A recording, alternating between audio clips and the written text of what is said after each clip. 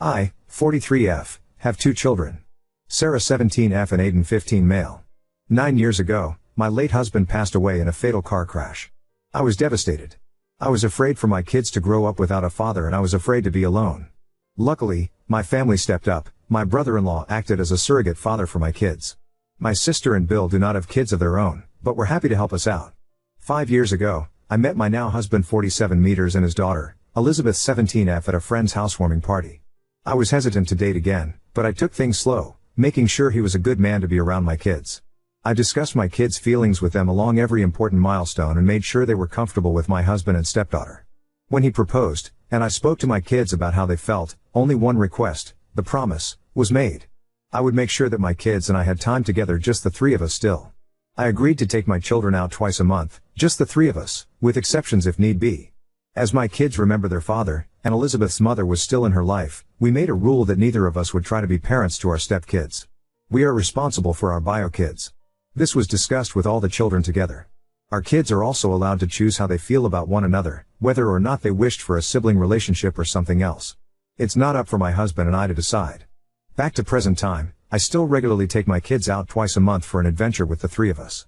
This could be going out to dinner, a movie, the zoo, etc. I also take Elizabeth with me for some things, such as getting our nails done, shopping, volunteering. Sometimes my kids will come along as well. My husband and I are still responsible for our own kids. We parent them differently, but that's what is causing the problems. We are each in charge of grades, party planning, rewards, punishments, special parent-child time. Chore lists, curfews/rules. The issue is, I am far more active in my kids' lives than my husband is. I regularly celebrate my children, go to all their events, keep on top of their grades. I know where my kids are, I listen to their concerns, and speak about their lives. My husband doesn't do those things for my stepdaughter. I think I underestimated how much this is creating tension between our kids. Elizabeth and Aiden don't interact with one another. Elizabeth and Sarah absolutely despise one another. Sarah and Aiden are best friends. My husband came to me yesterday and said we needed to talk about how Sarah and Aiden, mostly Sarah, treat Elizabeth. He pointed out several instances of exclusionary behavior. Such as, Sarah driving Aiden around but not Elizabeth. Sarah and Aiden deciding to have the 2 bedrooms across the house from Sarah. Originally Aiden and Elizabeth would have had them, Sarah not inviting Elizabeth on her birthday trip to Cedar Point despite them having the same friend group. Sarah spending money buying Aiden gifts but not Elizabeth. Aiden refusing to allow Elizabeth to use his technology. Sarah and Aiden only doing things Elizabeth doesn't enjoy while at home or stopping when Elizabeth wants to join. Aiden refusing to cook for Elizabeth. Sarah buying all 3 of them locks for their bedroom doors, which my husband claims was only to make it look like Sarah did something nice for Elizabeth. My husband claimed that I was the cause of this problem by setting the example of excluding Elizabeth with the promise I made to my kids. He demands that I stop the practice and start to treat Elizabeth like my own kid. I said no, as that is not part of our agreement. Elizabeth isn't the one asking me, he isn't willing to step up and act as a father to my kids, and my children come first. I will always make them feel valued. I'm the only one who ever plans anything for the kids. Since we've bought a house together, he has only planned birthday parties for Elizabeth. Nothing else. He doesn't plan family trips, dinners, celebratory events, none of that. I know he won't put in any effort for my kids as he barely does for his own. When I brought this up to him in the past, he said it's not my problem and reminds me of our agreement. Oh, and since I didn't add it in, I'm going to speak to both of my kids separately and then together to get to the bottom of their behavior. Update 1. 1. Aiden is a boy. I accidentally wrote 15F, but I fixed that. My mistake. 2. Both my husband and I were unaware of the dynamic in our household. We both work long hours during the week and don't spend much time together at home. For context, my work schedule is 8 to 6 Monday to Thursday. I have Fridays and Sundays off, and the option to come in on Saturdays when I wish to. My kids and I go to sleep around 8 to 9, Elizabeth stays up a little later, and my husband goes to sleep around 7. He works 12-hour shifts from 6 to 6 every day and wakes up for work around 5. He also has Fridays and Sundays off. I usually plan for the weekends on Monday, which we typically are out of the house for. We as in me, always, my kids, stepdaughter, and hubby. 3. I do spend time with my stepdaughter, as stated in the previous post. 4. My husband and Elizabeth have different ideas of spending time together. For me and my kids, it's getting out of the house. For those 2, it's staying home, playing board games or watching a movie. This activity started because my husband wasn't in a good financial situation post-divorce and he couldn't afford to take her out often. So they did spend a lot of time together. 5. Elizabeth's mother, Bailey, is in jail and has been for 5 months. She committed a small crime and was sentenced to a year. She keeps in contact with Elizabeth via phone calls, letters, and visitation. Saturdays are usually spent now with me and Elizabeth going to visit Bailey, unless I need to work. Her father doesn't bring her. 6. My kids and Elizabeth did get along. The exclusion doesn't happen during family trips or when I'm around. 7. Sarah has a car but Elizabeth doesn't, though she has a license. Sarah has been working since she was 15 and I agreed that I would pay half plus insurance, while Sarah pays the other half plus gas. 8. Aiden was also not on the Cedar Point trip. I paid for most of the cost but Sarah helped and a lot of the other girls' parents plus kids chipped in as well.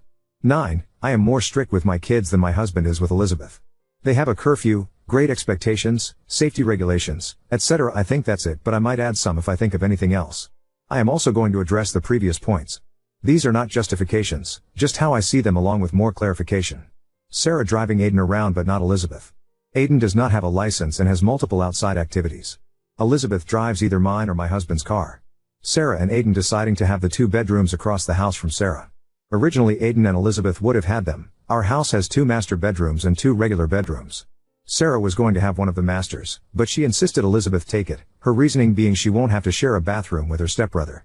The 2 masters are on the main floor, the regular rooms are on the second floor. Literally just a hallway with bedrooms and a bathroom. Sarah not inviting Elizabeth on her birthday trip to Cedar Point despite them having the same friend group. Said in point 8 Sarah spending money buying Aiden gifts but not Elizabeth. I don't see a problem with this. Sarah earns her own money, she can spend it as she pleases. Aiden refusing to allow Elizabeth to use his technology. He and Sarah are both gamers but Aiden is 10x more invested in it than Sarah. Sarah and Aiden only doing things Elizabeth doesn't enjoy while at home or stopping when Elizabeth wants to join. Not sure but defo not okay. Aiden refusing to cook for Elizabeth. Aiden cooked a lot as a kid and developed a passion for it. He cooks dinner for the entire fam, including Elizabeth, and will cook separate things on Sarah's request, like lunch or breakfast, and she will also buy him ingredients for new recipes either of them wish to try. Sarah buying all 3 of them locks for their bedroom doors, which my husband claims was only to make it look like Sarah did something nice for Elizabeth. This one I also see no issue with. Privacy is important and all 3 install their locks. Update 2. I spoke with all 3 kids last night separately and told them all to write a list of things they want to address in today's family meeting. I found out a lot that absolutely shocked me when I spoke privately. For the family meeting, we all sat down in the living room. I asked Elizabeth to speak first, since she is the one who is upset and without explanation for her behavior. She reiterated the statements above, and added some things on her list. Elizabeth's list: movie nights upstairs without her, refusing to drive her to school/leaving without her. Refusing to even attempt a sibling relationship with her. Putting locks on their doors and using the bathroom to be able to visit each other/hang out. Gaming without her. Elizabeth said she felt as if they hated her and wanted her gone. She said she is just as worthy of a parent as Sarah and Aiden were, and how it's unfair that we get to be a family and she doesn't have one. Sarah, very rudely, asked if she honestly felt she has any less of a family than she and Aiden do. Elizabeth was going to say something else, but my husband stepped in and asked Sarah to read her list. Though Sarah told me last night about what Elizabeth had been doing, I didn't expect how bluntly she would bring it up. Sarah's list: breaking into their bedrooms and stealing their stuff/food. Insisting on sharing clothes/matching. Insisting on a sibling relationship when already declined by both. Following her around school and forcing herself into Sarah's friend group despite being told multiple times to leave them alone. Threatening to go to teachers/me and hubby if they didn't. Stealing and then ruining Sarah's makeup. Telling my kids they should be happy their father died because now they have her dad and a sister. Making inappropriate comments towards anime characters out loud while watching together, this includes minors, insisting Aiden has a crush on her. Getting handset with Aiden and then getting defensive when Sarah intervenes/calls her out for doing so. This is the real reason Sarah insisted on the bedroom situation, purchasing 2 fun items and giving one to Sarah after she confessed to a crush on TV. Throwing a fit whenever she loses in a game or any form of competition. Refuses to study/spend time on school and then complaining when she doesn't get good grades. Expecting me to step up and do everything for her, even though I do not do those things for even my own kids, instead of her father. Constantly being late getting ready for school and then being upset they don't wait for her. Flirting with Sarah's boyfriend at the time because sisters share everything. Refusing to get a job or do anything worthwhile while being jealous of both kids' accomplishments. When she was done, I asked Aiden if Elizabeth was really trying to touch him. He didn't answer at first, but after a moment said yes. Elizabeth denied it immediately, but Sarah shut her down and said she wasn't finished speaking. Sarah told Elizabeth that she was a disgusting human being, that she thinks she can get away with anything she wants but she can't. None of their friends like her and wouldn't be around her if Elizabeth didn't make them. That she was spoiled and entitled. That if she ever tried to do anything with her brother, Sarah and everyone else would make her life living hell. I stopped Sarah there, as I don't tolerate threats of violence. Elizabeth said it's not fair, that she and Sarah have similar interests, and that she's only treated worse because she's ugly and Sarah isn't. When you do it, it's cool. When I do it, it's trashy and weird. Sarah argued back, saying it doesn't have anything to do with her looks, she's just a bad person. Elizabeth brought up how Sarah is the bad one, purposefully excluding her, spending time with me separately, refusing to acknowledge her in the house she lives in, refusing to accept her and her father as family, that they both lost a parent. Sarah, my dad is dead. He's never coming back. Your mom is in jail. You speak with her daily. See her every week. It's not the same at all. Elizabeth, it is the same. I share my dad, you're just bitching that you have to share your mom now. Sarah, at least my dad didn't choose to leave me. Your mom had a choice and I can see why she chose it. Elizabeth slapped Sarah. Aiden punched Elizabeth. Husband shoved Aiden into a mirror hung on the wall. I started screaming at my husband to keep his hands off of my children while telling my kids to go pack a bag. Kids ran off, Elizabeth followed them, husband and I were screaming at each other. I could hear Elizabeth pounding on their doors and crying. After a lot of yelling my husband slapped me, then Sarah started screaming at Elizabeth. Apparently Aiden was putting the bags in the car, and the girls disappeared. I found them in my bedroom fighting because Sarah was packing a bag for me. I told Sarah to go wait in the car while I pack. She hesitantly obeyed. I packed my bag while husband and Elizabeth were screaming at me, then left. Sarah was on the curb in the driver's seat, so I let her drive away and then told her to switch with me. My son had to be taken to the hospital as the mirror had cut him. Aiden needed 17 stitches and has a concussion. I am pressing charges against my husband and filing for separation and divorce immediately. I'm currently writing this from our hotel room. I spoke to Sarah and asked why she didn't bring any of this up previously. She told me that Elizabeth only started acting like that after husband had already proposed, and both she and Aiden wanted me to be happy, because they'd seen how depressed I was after my late husband died. This obviously broke my heart. I told her, and later Aiden, that they are my happiness. Sarah argued and said that since I'd made so many sacrifices it's only fair that they did too. I promised her that she never needs to sacrifice anything for me, as I am their mother. Sarah started crying, apologizing and just saying how she never meant for me to lose another husband and that she never would have let Aiden get hurt. I kept reassuring her the whole ride to our hotel. My kids are asleep now. I'm scared. Neither husband nor Elizabeth has contacted me. I'm not sure if I want them to. Now on to second story. Found out my girlfriend was secretly texting her annoying ex-boyfriend, pretending to hate him while talking as if they're best friends. I, 27 male, am unsure what to do about my girlfriend M, 26. Some backstory. I met M 3 years ago at a store. We hit it off immediately. We spent all our spare time hanging out together, and then 2 months later we started dating. Before we started dating, she told me of her past relationship. Her boyfriend during their relationship was verbally, emotionally and sometimes physically abusive. She broke up with him after 3 years together. I met her roughly 2 years after the breakup. She knows I hate his guts, that I think of him as despicable, and I'm glad that this fucker lives 17 hours away. While they were together, M had made a bond with X's child. When we talked about this, I initially understood her feelings toward his child, having practically raised them, and supported her wanting to stay in contact. Her ex soon decided to cut her off shortly after we started dating. Nothing was heard from either of them for 4 months. Then the harassment came. He would blow up her phone with sexist jokes, saying how bad of a person she was, how he knows that she'd fuck up her current relationship, the list goes on. I told her that this was unacceptable and to block him. She agreed and did so right then. Now we come to the present. We were in bed, and I will say that she has me check her phone if it goes off in case it's her parents, as they're getting up there in age and we help out at their house quite often. It goes off, I check it. And it's him. I shouldn't have, but I check the message, and it opens the whole conversation. And they're chatting as if they're good friends. I'm confused. I've lost count how many times she's told me she hates him and doesn't want to talk to him ever again. The latest being Saturday. But this has apparently been going on for at least a month, and I'm shocked that she hasn't told me, when she had when he tried to contact her last year. I didn't say anything as I didn't want to start the conversation at the time. She tried to hide it from me later when he texted again, seeing the notification and quickly scrolling past it when showing me something. I confronted her about it and she said that he's just talking to me about his kid when there was no mentioning of him at all. I feel bad for intruding, but to see that going on. Am I just insecure? Update 1. In short detail, we broke up. I decided to have a sit down with my GF. I asked her why she was really texting her ex. She said that she needed someone to talk to about life and vent, and apparently he's a better choice for that than I. I also was shown all of the messages. She didn't bother trying to delete anything as it would show that it had been. But he was clearly trying to drag her back or break apart our relationship. Subtle flirting and even some knight in shining armor BS. She told him she thinks I cheated in the past with my former boss, Becca. I sent her and my manager memes and often helped her and her wife with projects to make extra money while they prepared to sell their house. I read multiple messages from him on how he would have beaten me to pulp if he was still in town, how he was so upset that he put holes in his wall. The cheesy shit. How he would never cheat on her. He cheated twice. I hope y'all can see he's also a narcissist. and insisting that me helping them out was suspicious as it was only during the weekend I would do this, even though I always sent her pictures of the work I did, receipts for the supplies, even footage of me working from their home cameras they have for their 3 dogs, and there was never a question asked to me about what I was doing over there aside from what time I expected to be finished, and was normally done on time or early. Oh, and I didn't mention that she didn't tell him we had gotten it sorted out, that I had never in fact cheated. She didn't tell him anything to dissuade him or diffuse the situation after he had threatened me like that. Nothing. Whether she thought it was serious or not. I was very upset by what I read. I felt like I had no value to her, that I wasn't trusted. No matter what I did for her, it seemed that I wasn't enough.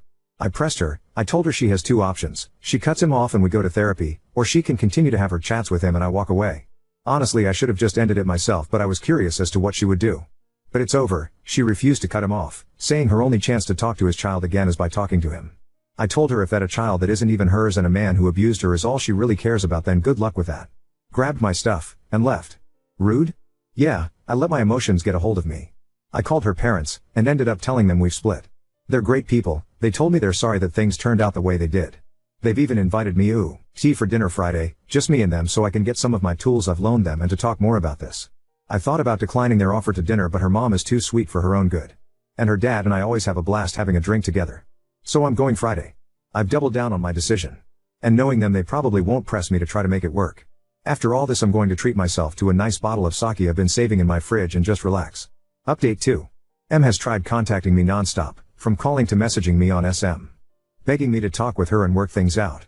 I replied only once, saying that I gave her a chance to work this out, to compromise and go to therapy together. Only for her to refuse and choose her ex and child over me. Apparently yesterday he cut contact with her, blocking her on everything, and honestly, I saw it coming. But he'll probably do it all over again when she finds a new guy. She's a wreck, and I pity her somewhat, but she's made her bed and it's time for her to lay in it. I told her that there will be no second chance, that I was finished the moment she made her values clear, and again suggested she get therapy. I wished her the best and then deleted her off my phone and anything else she was on. I went out to dinner with her parents last night, and it was actually a good time with them. Her parents were kind yet to the point. Her parents told me not to mince words or leave bits out and just tell them exactly what had been going on. I tried to tell them that while I respect them, that I did not want to drag them into our relationship problems and wanted there to be no issues with them and their daughter. Well, her dad told me they had already had a long talk with M, and regardless, wanted to hear my input. So we talked. I told them about her ex and kid, his threats, him trying to break up our relationship. Well, I guess you can say he did now. Her lying and hiding his messages. I told them I gave the choice and what she chose. I insisted to them that they take her to seek professional help, that if she keeps this up she's going to tear herself up, and any future relationship. I want her to be happy someday, but it just won't be with me. I'm tired of the lies and deceit. I just want to move forward and live my life. And I hope she can do the same. Their response was not exactly what I expected. They apologized to me for her actions, that they were disappointed that things turned out as they had, but supported my decision to walk away from her. I won't lie, I had expected them to ask me to talk to M, and try to move past it. But there was not even an inkling to that. Her mom came and gave me a hug, but her dad just seemed dejected. I'd never seen this man look this way, and it felt like a punch to the gut. It hurt seeing him like that, knowing there was nothing I could do. We ended up just sitting there in silence for a minute before he decided to order a round of shots.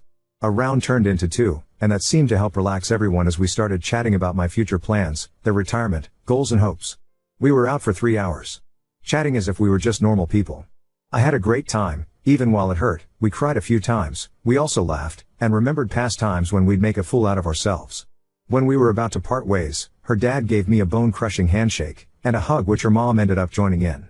This man has never hugged me, so I was really caught by surprise. They told me to take care of myself, eat healthy, don't sink yourself in alcohol, and just focus on getting through the days. They're going to look at options for therapy for M, and recommended that I do the same. Which I think I'll do.